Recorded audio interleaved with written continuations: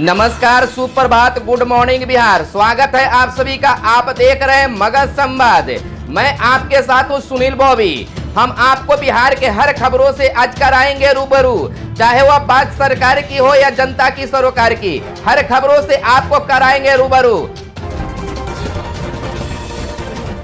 आज 7 दिसंबर 2020 है। पहले खबरों में शुरुआत करते हैं बिहार की ताजा व बड़ी खबरों के साथ। बिहार में पंचायत चुनाव की बज चुकी है बिगुल। 9 चरणों में हो सकता है पंचायत चुनाव। मार्च से मई के बीच होगा मतदान।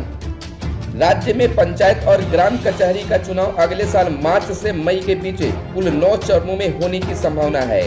इसको लेकर राज्य निर्वाचन आयोग ने सभी जिलों के डीएम से पूछा है कि उनके जिले में कितने चरणों में चुनाव करवाया जा सकता है। इस संबंध में चरणबद्ध प्रखंडों का विवरण अधिकतम 2 सप्ताह के अंदर उपलब्ध कराने का निर्देश दिया गया है। साथ ही प्रत्येक जिले के लिए वो यहाँ के दंडाधिकारी को जिला निर्वाचन पदाधिकारी यानी पंचायत और जिला पंचायत राज पदाधिकारी को उस जिले का जिला उप निर्वाचन पदाधिकारी बनाया गया है। बिहार में पहली बार हो सकता है ईवीएम से पंचायत चुनाव। प्रदेश सरकार बिहार के ईवीएम के जरिए पंचायत चुनाव कराने पर विचार कर रही है।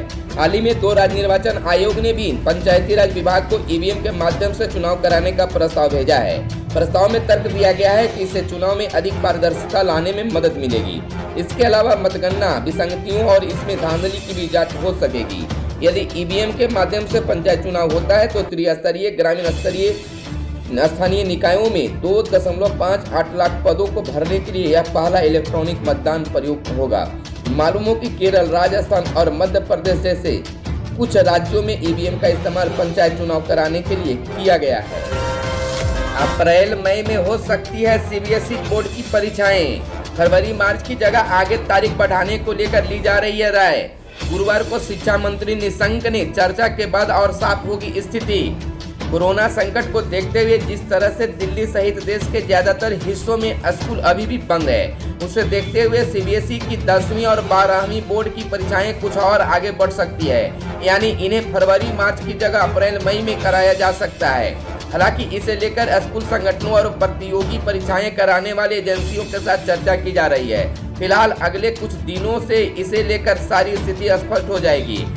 पिछले साल यानी वर्ष 2020 में सीबीएसई की बोर्ड परीक्षाएं 15 फरवरी से 30 मार्च के बीच हुई थी। राज्य में कौशल विकास प्रशिक्षण का बदलेगा स्वरूप, मंत्री ने मांगे सुझाव।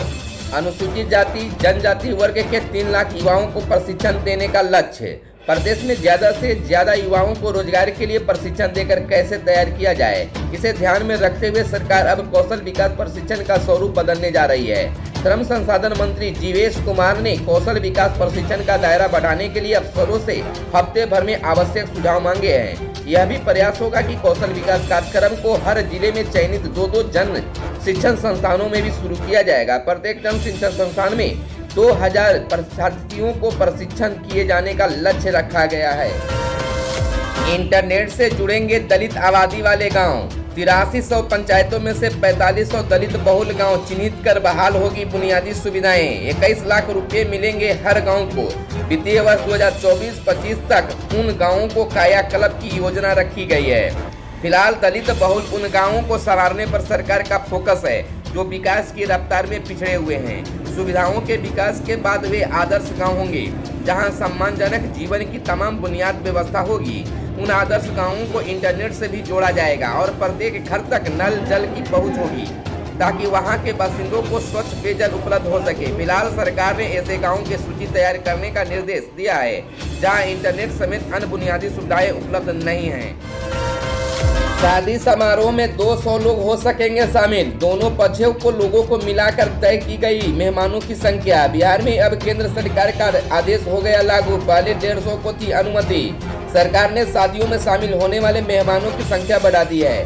गृह विभाग ने इस संबंध में आदेश जारी कर दिया है। अब घराती बाराती सराती मिलाकर 200 लोग शामिल हो सकेंगे।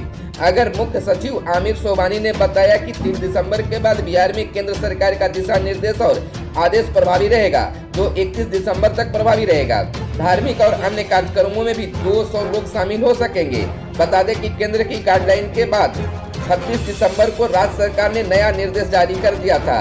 29 नवंबर को संशोधित कर नया दिशा निर्देश जारी किया गया। तब कहा गया कि शादी समारोह में 150 और श्राद्ध क्रम में 25 लोग ही शामिल हो सकते हैं। भारत बंद के लिए लामबंदी, सरकार अड़ेंग।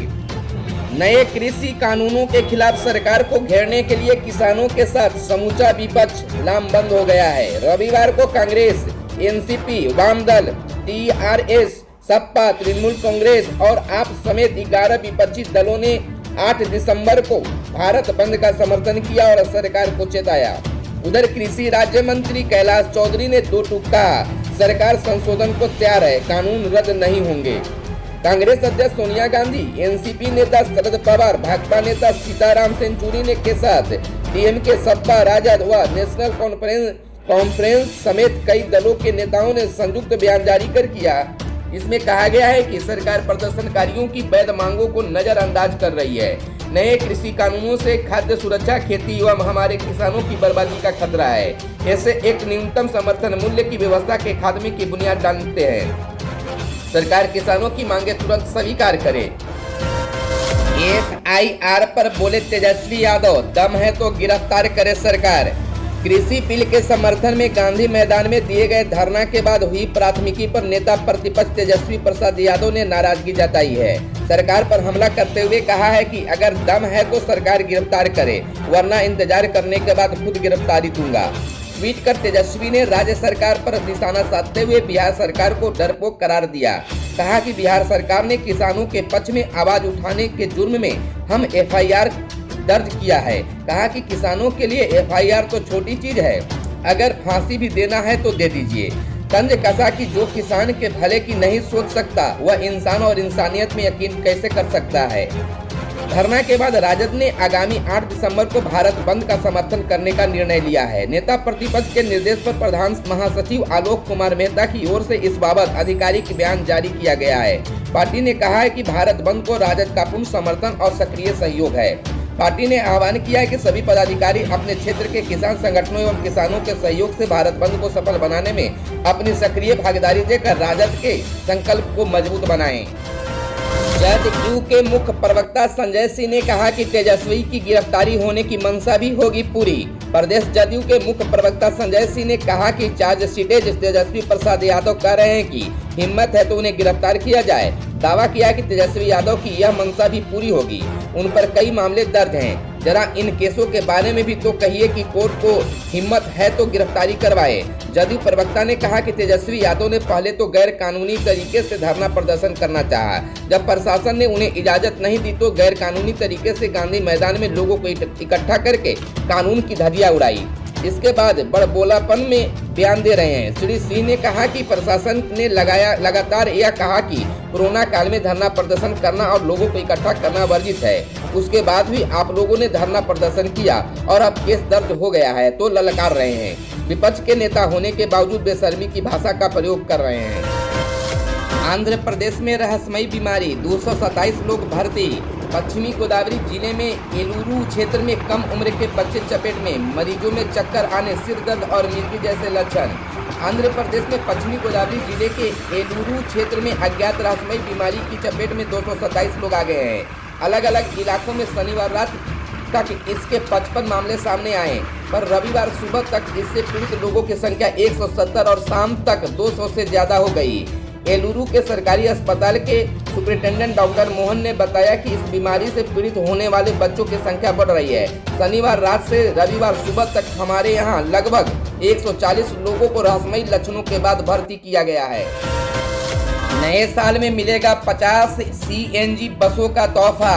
20 बसें फिलहाल चल रही है पटना में, जिन्हें डीजल से सीएनजी में किया गया है कन्वर्ट। नए साल में राजधानी पटना की सड़कों पर 50 नई सीएनजी बसें दौड़ेगी। इन बसों के लिए टेंडर का काम फरवरी-मार्च तक पूरा हो जाएगा। इसके बाद नई बसों को अप्रैल तक सड़कों पर उतारा जाएगा।